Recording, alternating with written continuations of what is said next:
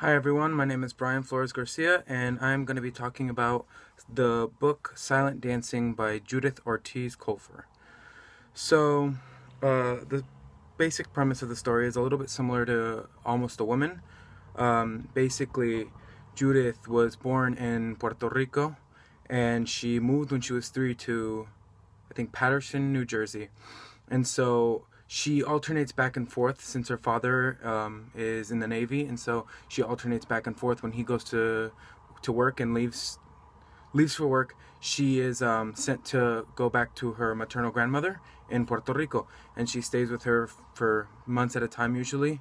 And here in this moment is when in these moments is when she really gets a grasp of what her culture is like in Puerto Rico, and then sees the difference a lot in Paterson. So um, when she goes to Puerto Rico, she gets to sit in on conversations that her grandmother has with the rest of her family. And while she's so young, she doesn't get a really chance to participate until she's older. But she just listens and hears the stories that her grandmother tells. And the three stories that she tells a lot are about these three women. One of them named, or I guess, yeah, they call her Maria la Loca because she fell in love with a man and he left her at the altar, and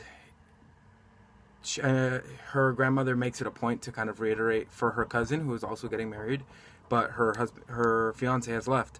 So she makes it a point to reiterate it for her that she was left at the altar, and that if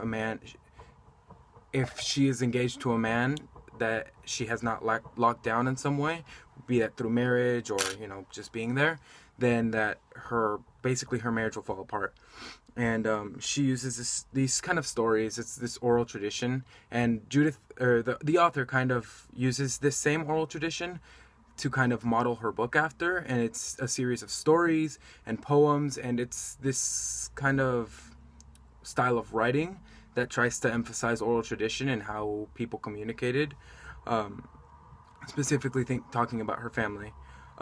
She also uses this example of a woman named Providencia, who was I guess you could call her like a harlot in a, I guess, kinder word.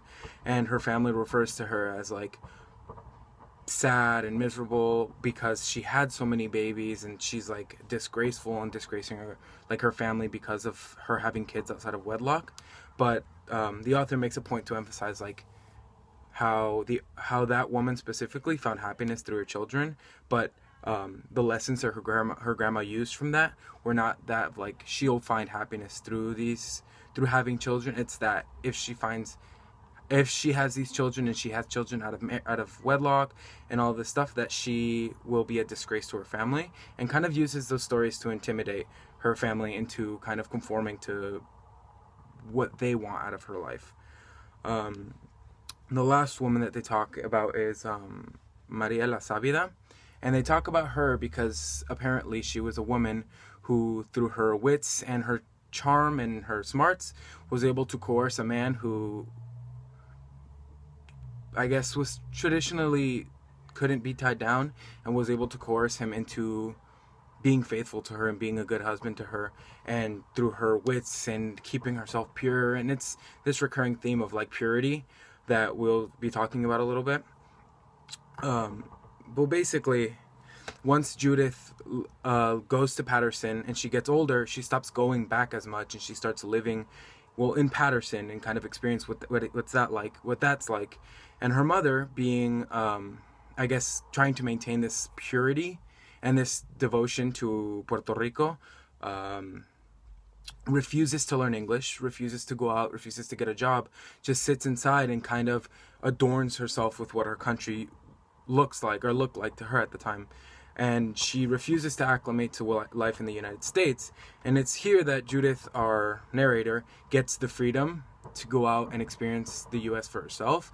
And while at first it was cold and intimidating and harsh, completely unlike the familiar warmth and vibrancy of Puerto Rico, she starts to realize that there's freedom in Paterson because her father's not there, and so the responsibility of being the leader in her household falls onto her, since her mom doesn't want anything to do with the U.S.